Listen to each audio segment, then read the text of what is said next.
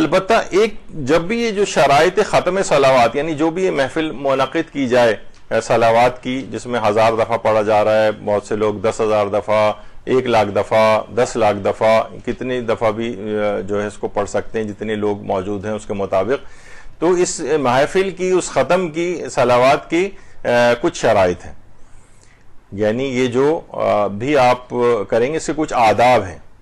سب سے پہلی چیز تو یہ کہ یہ جب بھی عمل آپ کریں باطہارت ہو، وضو کیا ہوا ہو، غسل کیا ہوا ہو، مثلا ان میں سے کوئی چیز یعنی طہارت کے ساتھ ہو تو اس کی اثر پذیری بہت بڑھ جاتی ہے. دوسرا قطع امید، یعنی اب ہماری دنیاوی کوئی امیدیں کسی سے نہیں، ہمیں صرف پروردگار عالم سے امید ہے، اور یہ جو سہارے ہیں ہم نے جن کے اوپر ہم درود پڑھ رہے ہیں ان سے ہمیں امید ہے.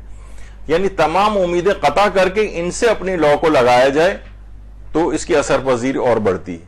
تیسری چیز ہے یقین ہونا چاہیے، یعنی یہ نہیں کہ اب بھی شک کی حالت میں رہیں کہ پتہ نہیں ہماری دعا قبول ہوگی یا بھی نہیں ہوگی. نہیں، یہ نہیں، پورے یقین کے ساتھ جب ہم ان درود پڑھ رہے ہیں اور ان کے لیے احادیث موجود ہیں کہ جب بھی جو دعاؤں کی قبولیت کے لیے، ابھی اگلی نشست میں ہم پورا بتائیں گے کہ دعاؤں کی قبولیت کے لحاظ سے درود کی کیا اہمیت ہے، تو پورا یقین ہونا چاہیے. یہ جو شک و شبہات کے بادل ہیں ان کو ہٹا دیجیے کہ انشاءاللہ ضرور میری یہ دعا قبول ہوگی. کیوں قبول نہیں ہوگی؟ میں یہ محمد و آل محمد پہ اس انداز سے جو ہم درود بھیج رہے ہیں. تو تیسری چیز یقین ہونا چاہیے. چوتھا یہ کہ خدا کی حمد و ستائش سے اس کی ابتدا ہونی چاہیے. الحمدللہ رب العالمین کہہ دیں، کوئی دعا پڑھ دیں اللہ کی حمد و ستائش پہ، پھر اس کے بعد درود کی محفل ہو. اعتراف گناہ ہونا چاہیے، یعنی اعتراف گناہ یعنی اپنے گناہوں کو انسان یاد کرے، کیونکہ بہت سارے دیکھیے گناہ ایسے بھی ہوتے ہیں نا کہ جو ہمیں ہمارے دعاؤں کی قبولیت میں رکاوٹ بنتے ہیں. تو اعتراف گناہ ہو اور حضور قلب کے ساتھ، یعنی ہم یہ درود پڑھیں، یعنی پوری کنسنٹریشن کے ساتھ ہو. یہ نہیں کہ مثلا بس ٹی وی بھی چل رہا ہے، ٹی وی بھی دیکھتے جا رہے ہیں اور تسبیح گھماتے جا رہے ہیں. یہ نہیں، حضور قلب ہونا چاہیے، پوری توجہ اپنے اس ذکر کے اوپر ہو. ساتویں چیز ہے کہ زمان و مکان مناسب ہونا چاہیے، یعنی کوشش کریں شب جمعہ ہو، روز جمعہ ہو، کوئی اچھی نیک تاریخ ہو، اور جگہ بھی اور اگر اچھی ہو تو اس کو بھی مثلا امام بارگاہ یا کوئی اور اس طرح کی جگہ، لیکن نہیں تو کم سے کم گھر میں ایسی جگہ جہاں عام طور پہ انسان نمازیں وغیرہ پڑھتا ہے، اپنی عبادت انجام دیتا ہے. زمان و مکان مناسب. اسی طریقے سے پھر اس کے بعد ہے عدد ذکر معین، یعنی کوئی بھی معین ذکر کوشش کریں کہ جو طے ہو اتنا ہی پڑھا جائے، نہ کم نہ زیادہ. پڑھ تو سکتے ہیں، ظاہر ہے کہ زیادہ جتنا بھی ہو جائے، لیکن بہرحال ایک معین مقدار جو آپ نے 1000، 10,000، 1,00,000 جو بھی ہے وہ کوشش کریں کہ وہ عدد صحیح طور پر پورا اترے اس کے اوپر. اور علماء فرماتے ہیں اس جگہ کو خوشبو سے معطر بھی کیا جائے کہ جہاں پر یہ درود کی محفل جو ہے ہو رہی ہے، اس جگہ کو خوشبو وہاں پر اس سے معطر کیا جائے اس کو.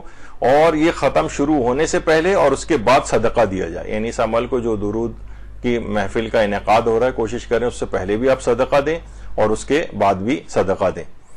اور دوران گفتگو، دوران ختم آپس میں کوئی فضول بات چیت بالکل نہ کریں.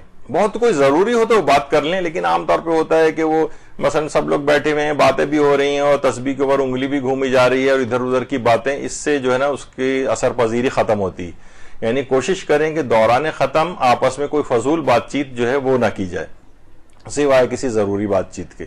اور بلا ضرورت اپنی جگہ سے اٹھا بھی نہ جائے، یعنی اٹھ کے جا رہے ہیں پھر آ کر بیٹھ رہے ہیں، پھر اٹھ کر چلے گئے پھر آ کے بیٹھ رہے ہیں، اس طرح سے نہ ہو. بلا ضرورت، بہت ضرورت ہو تو جا سکتے ہیں، لیکن بلا ضرورت اپنی جگہ سے نہ اٹھا جائے. اس کے آداب میں سے ہے جو ختم صلوات کی جو بھی محفل ہو رہی ہے. اور ختم کے بعد اپنی حاجت کو قلبی رغبت کے ساتھ مانگا جائے، قلبی رغبت کے ساتھ.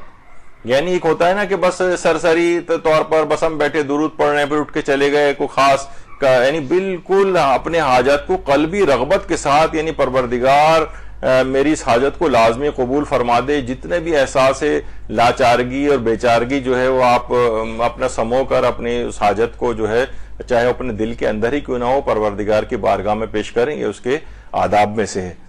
اور دل یا زبان سے معصومین کو ہدیہ کیا جائے اور دعا بھی مانگی جائے، یعنی یا تو دل ہی دل کے اندر ہو یا زبان سے بھی اگر کریں کہ پروردگار میں اس ختم صلوات کو جو میں نے 1000 دفعہ یا 10,000 دفعہ پڑھا ہے، میں فلاں معصوم کو یا فلاں معصومین کو میں ہدیہ کرتی ہوں، اور اس ہدیہ کرنے کے نتیجے میں میری فلاں دعا کو قبول فرما لیں، چاہے اس کے الفاظ دل سے گزاریں یا اپنی زبان پر جاری کریں، آپ کی مرضی.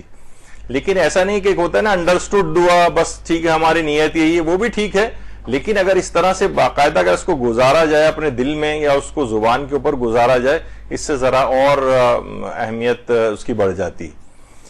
تو دل یا زبان سے معصومین کو ہدیہ کیے جائے اور دعا مانگی جائے. اور جب بھی پیغمبر اکرم فرماتے ہیں کہ مجھ پر صلوات بھیجنا تمہاری دعاؤں کی قبولیت اور اعمال کی پاکیزگی کا سبب ہے، یعنی تو اللہم صلی علی محمد و علی محمد،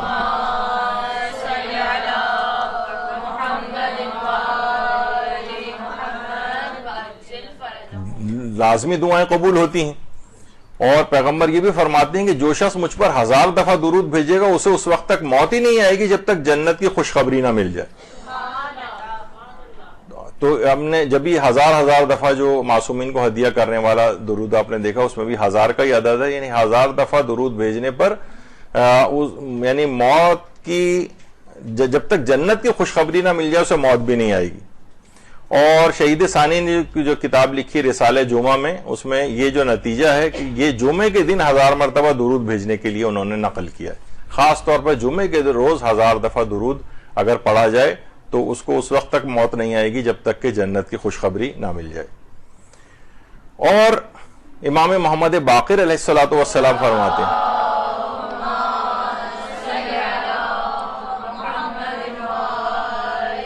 کہ جب حضرت امیر المومنین علی علیہ السلام رسول اللہ کے غسل و کفن و حنوط سے فارغ ہو گئے تو آپ نے لوگوں کو اجازت دی کہ تم میں سے 10 افراد کا گروہ داخل ہو اور آپ پر درود پڑھے.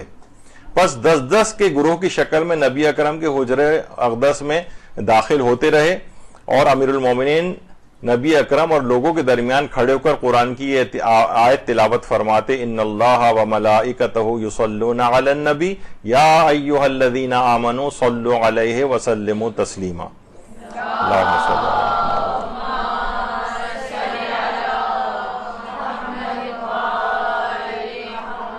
اور لوگ بھی امیر المومنین کے ساتھ اس آیت کی تلاوت فرماتے اور درود پڑھتے. تو بہرحال یہ اعمالی شیخ مفید کے اندر یہ والی روایت موجود ہے. تو یہ بھی پیغمبر اکرم نے جملے ارشاد فرمائے کہ جو شخص مجھ پر ہر روز صبح و شام 10 مرتبہ صلوات پڑھتا ہے تو میں اسے وہ چیز دے دیتا ہوں جس کی اسے ضرورت ہوتی. یعنی آپ کی تمام ضروریات پوری ہوتی رہیں گی، دنیا کی بھی اور آخرت کی بھی، اگر روزانہ صبح و شام کم سے کم 10 دفعہ درود کو اپنے اوپر لازم رکھا جائے.